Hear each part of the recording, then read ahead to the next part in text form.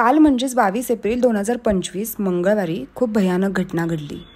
जम्मू काश्मीर पहलगामच्या बैसरन घाटात दहशतवाद्यांनी अचानक तेथील पर्यटकांवर गोळीबार केला.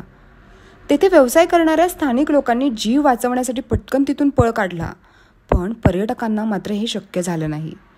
ते दहशतवादी पोलीस वेशात असल्यामुळे गोळीबार चालू करेपर्यंत लोकांना त्यांच्यावर कसला संशयच आला नाही. हे हल्लेखोर 8 ते 10 जणांच्या टोळीमध्ये होते. दहशतवादी अचानक जंगलातून आले आणि त्यांनी 40 पर्यटकांना घेर घालून त्यांना त्यांची नावे विचारली आणि धर्मानुसार नावे ऐकून त्यांनी त्यांच्यावर गोळीबार केला, अशी माहिती तिथे असणाऱ्या लोकांनीच दिली. त्या दहशतवाद्यांचा प्रमुख टार्गेट हे पुरुष आणि त्यातल्या त्यात विशिष्ट धर्मीय पुरुष होते. हा गोळीबार सुमारे 20 मिनिट सुरू होता. काही लोकांच्या अगदी जवळून डोक्यात गोळ्या झाडल्या गेल्या. पोलीस घटनास्थळी पोहोचेपर्यंत दहशतवादी तिथून फरारही झाले होते.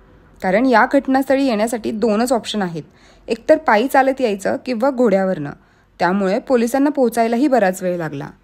अमेरिकेचे उपाध्यक्ष JD व्हान्स भारत दौऱ्यावर असताना हा भ्याड दहशतवादी हल्ला करण्यात आला.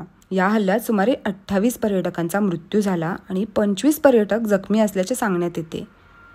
जे पर्यटक गोळीबाराच्या आवाजाने तिथून पळ काढण्याचा प्रयत्न करत होते त्यांच्यावरही दहशतवाद्यांनी अंधाधुंद गोळीबार केला.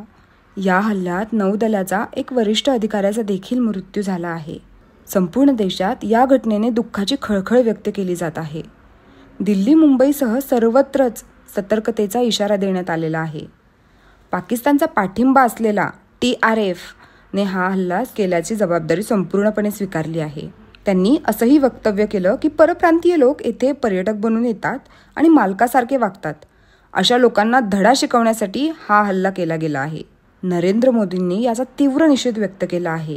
याचसोबत ते म्हटले, हा हल्ला करणाऱ्यावर कठोर कारवाई करण्यात येईल.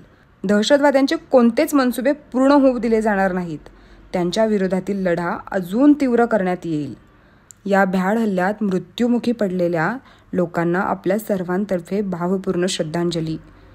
या हल्ल्याचा निषेध सगळीकडे झालाच पाहिजे.